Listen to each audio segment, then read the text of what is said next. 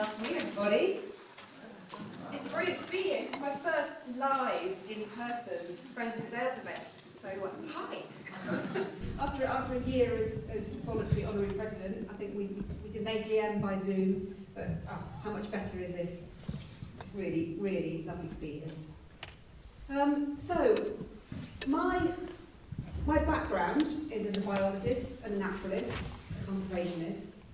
My interest in rivers does go back to childhood, but it became much more intense and much more personal when I first moved to Yorkshire. I moved up here for love. I met a bloke who lived in York, and he was very into kayaking, whitewater kayaking. And I arrived in York. I was already quite outdoorsy, quite adventurous, and I thought I'd give this a go. And I had a ready-made group of friends who were all Roy's close friends with York Canoe Club, and they threw me in literally at the deep end. And I spent my first winter learning to kayak, being led down rivers like the Wharf, all over the north of England, falling out regularly, getting black and blue, regular black eyes, bumps and scrapes, having the best time of my life. So whitewater kayaking requires you to understand water. It requires you to work with the water, to become part of the flow, and to use flow to get yourself safely from A to B down a river. And so for 10 years, that's what rivers were to me. They were fast, they were steep, they were exciting, they were cold, but they were the spice of my life for those 10 years. Then one day, on New Year's Day 2012, my very dear friend Kate went on a New Year's Day paddle, not on the wharf, on the Rothy, over towards Cumbria, and she never came home. It happens. It happens in almost whatever activity you take part in. People occasionally die doing the things they love, and this was an accident. But it took the wind out of all our sails. It was a brutal time for many of us, and it changed my relationship with rivers utterly. I barely got in my kayak for several years after that, and it took me a long time to pluck up the courage to go and visit that rapid. But I did about 3 years ago. Kind of tricked myself into it, found myself in the area, and picked my way down the river to the spot. And the feeling I had there wasn't what I expected. I didn't get a sense of peace or closure from it. I got a sense of, God, I miss this so much, this environment. The multi-sensory aspect of being by a river. Not just the sight of it and the way the light glints off the water, but the smell of it, the sound of it.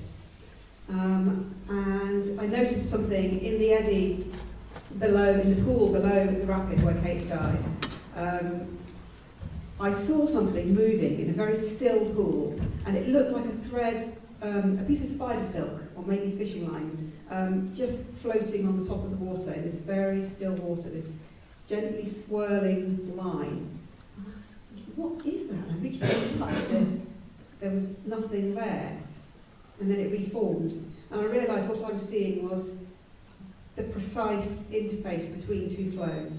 So where water flows into an eddy, it comes up against water that's flowing gently the other way. And it was only that pool was so still, the flow was so slight, that I could see this very precise line, which basically was where light is slightly bent between one flow and the next. I was seeing refraction, I was seeing this normally invisible division between flow and return. And it just made me think, what else have I missed? I spent 10 years on rivers, and I was very aware of the wildlife there, of the greenery that was on the banks, of the birds, of the fish. But this precise architecture of the river, I just thought, what else have I missed? And I started looking more deeply, and I started thinking, maybe I do need to go back. Maybe I do need to re-engage with rivers that I've loved so much and that I've missed so much. But it can't be the way it was. I was quite a lot older by then. I had, at that stage, a 8-year-old child, and being a parent changes your appreciation of risk and your approach to risk quite a lot. The book that I've written has grown from that sort of re-engagement and that re-exploration of the rivers of Britain, not just the fast, steep, white ones, but the large ones, the tiny ones, the springs, the tidal rivers, the slow levels.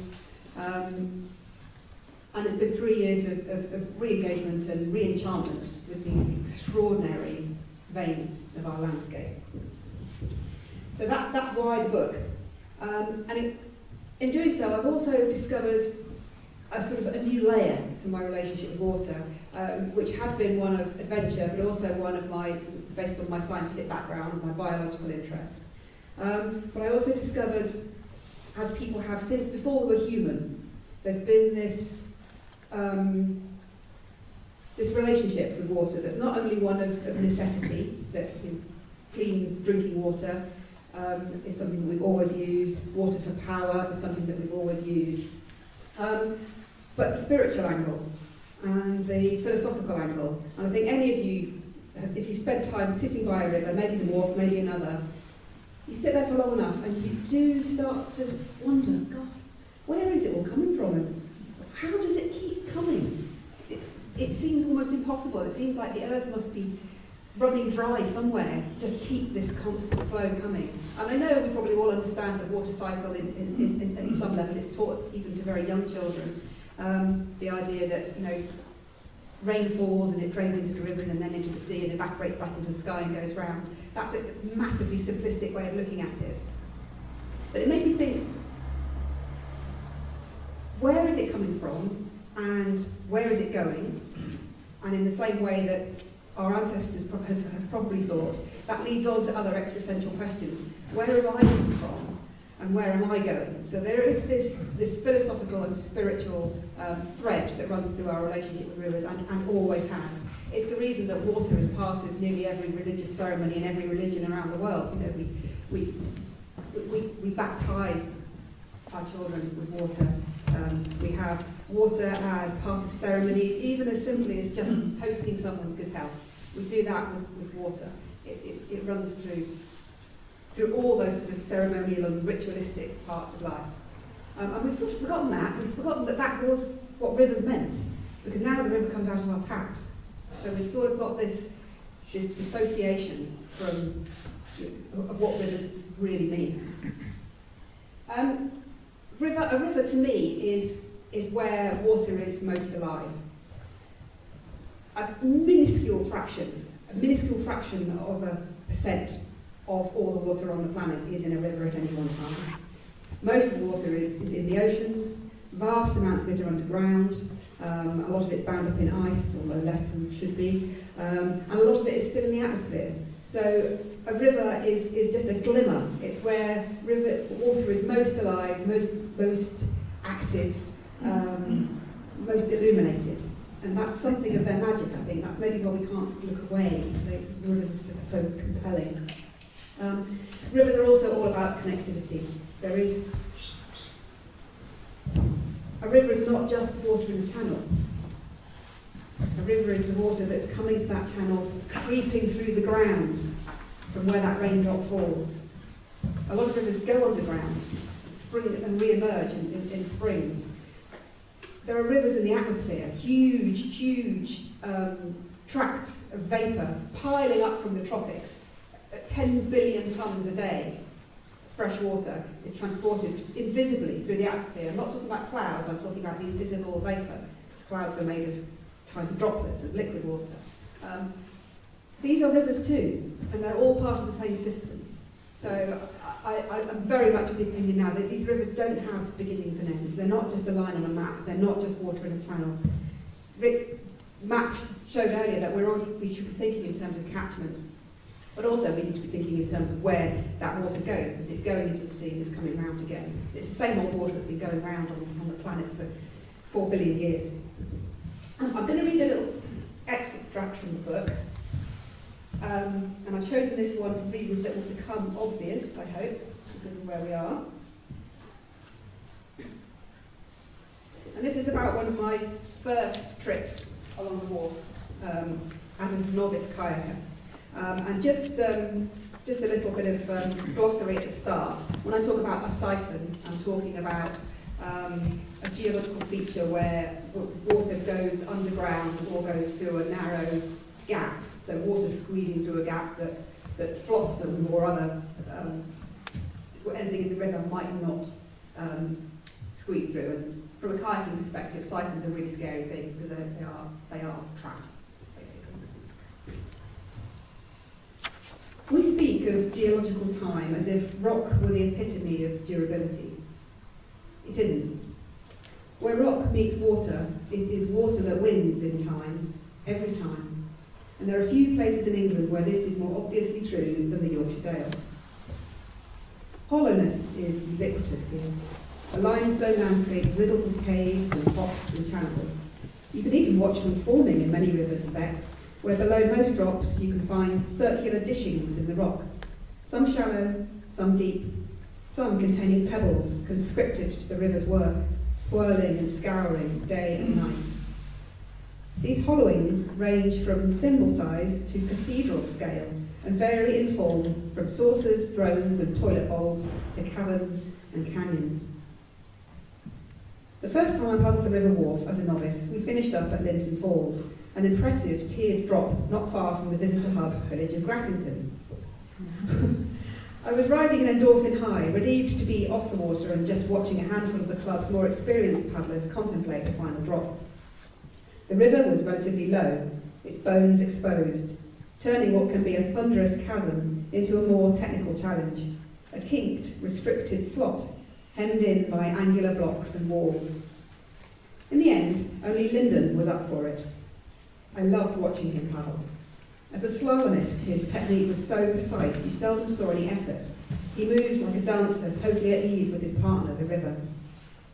Safety cover was set as a precaution, with no expectation it would be needed. Lyndon was someone folk generally watched to learn from, rather than to look after.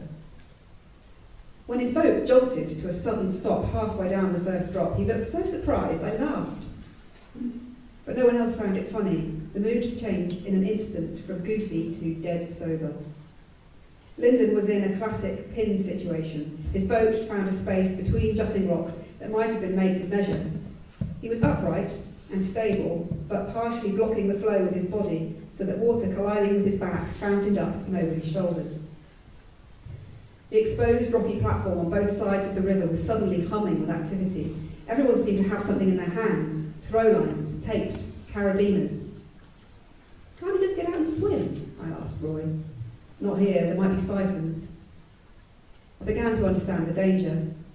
In higher flows, it's highly unlikely that a swimmer would be drawn into one of these lethal features, but at this level, with so much of the rapid's geological anatomy close to the surface, no one wanted to take a chance. Low water brings its own dangers, and this rapid has claimed several lives. I stepped away feeling useless, weighted by ignorance. Signals and body language made clear that angles, plans and contingencies were being communicated over the rush of water. With the river pounding past his ears, Linton probably couldn't hear much. He waited, grim-faced, beginning to sag under the unrelenting pressure of water. In the space of 3 minutes, a line was set across the river and used to pass a carabiner with a second line to where Lyndon could reach it and clip to the harness of his buoyancy aid. He was then able to release his spray deck, tip sideways out of his boat and into the channel. He was whisked along and swung into the next eddy, safe on the end of the line. Laughter was quick to return, but in those moments several things had happened. I'd seen the hard-wired competence underlying the happy-go-lucky antics of my new friends. I'd gained some inkling of the loneliness of a trapped paddler, and I'd learned perhaps the most important lesson anyone putting themselves in the river can know, simply that it will keep coming. It's not necessarily the speed, volume or power of a river that wins, but its relentlessness. It needs no breath, no sleep, no pause to stretch or shake. And in time, without fuss or ceremony, it will take meat from flesh, life from limb, tree from bank, rock from channel, mountain from continent.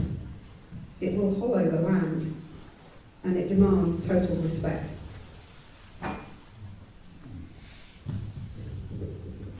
So, thinking like a river. There are some elements there of thinking like a river. There was a phrase that was termed, I think, by Bruce Lee, the martial arts expert and actor, about being water. So in that sense, he was referring to that relentlessness and also that strange combination that water and rivers have of softness, of gentleness, of give, of flow, and of that unrelenting power. So the strength of water and the softness of water are a strange combination, and again, another reason why it's always fascinated us. And that idea of being water was picked up by protesters in Hong Kong in recent years, with some of those running protests that were happening to do with their Chinese rule. And they adopted this idea of being water, in that their protests would crop up using social media and the phones in their hands. They would all gather in one place, and then as soon as the authorities gathered to try and clamp down on them, they would disperse, they would disappear, they would all go their separate ways, and they would reform somewhere else. So it's become a sort of meme, this idea of flowing like water and being, constant pressure, but in different places, finding a way through. A river will always find a way through. So that's one of the things I mean when I talk about thinking like a river. But it also poses the question of, can a river think? And that actually is going to be the title of Robert Macfarlane's new book. Robert Macfarlane is another fantastic sort of godfather of British nature writing, I guess. And he's currently working on a book that is looking at the idea of animacy in the landscape. So the idea that there is an animating spirit in non-sentient life.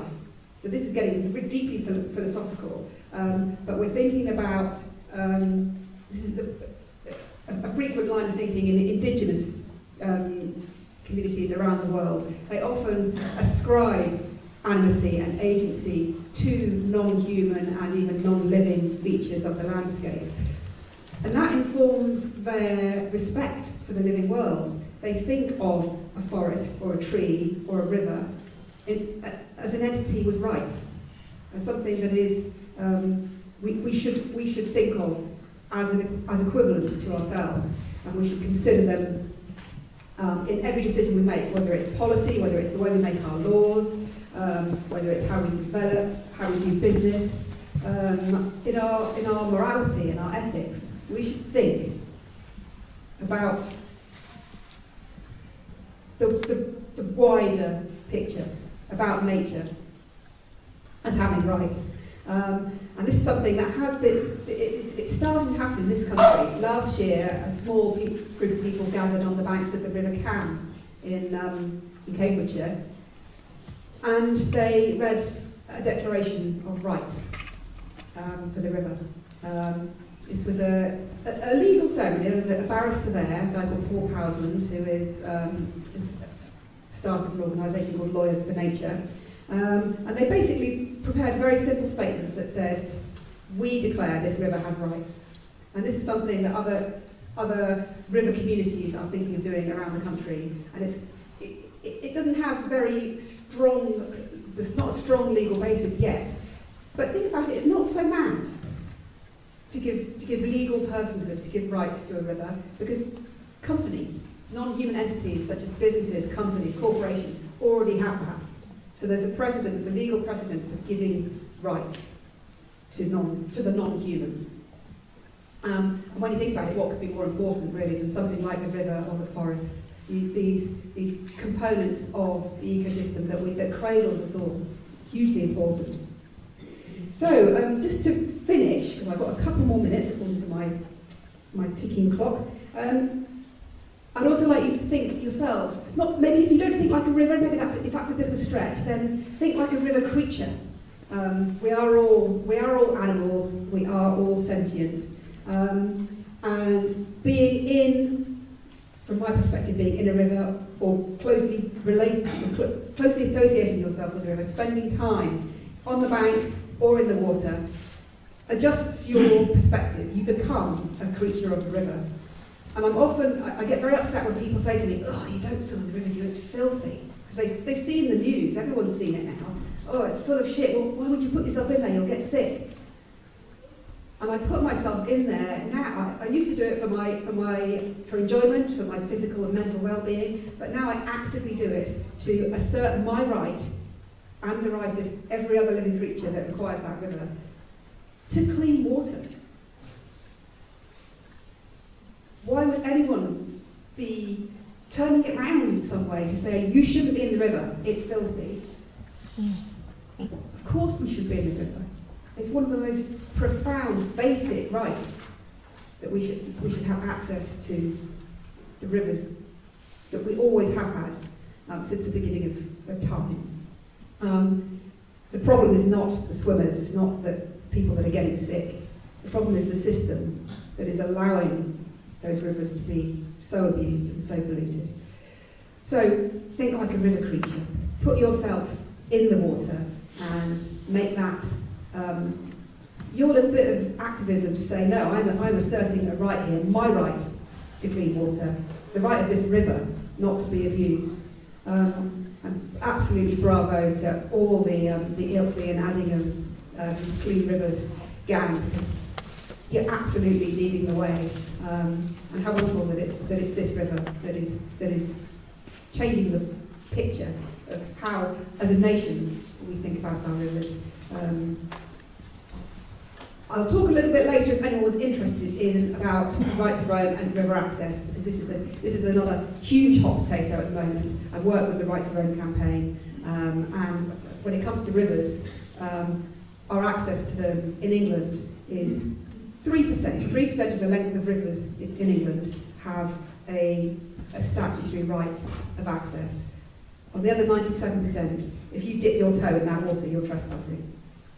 And yet, the people who are pushing for improvements in river quality, the reason we all know about the sewage scandal is because of individuals who have formed a personal relationship with the river, often are trespassing on it. You can't love what you don't know, and you won't act to protect what you don't love. So let's have more access to rivers so that we can love them much, much better together. Thank you.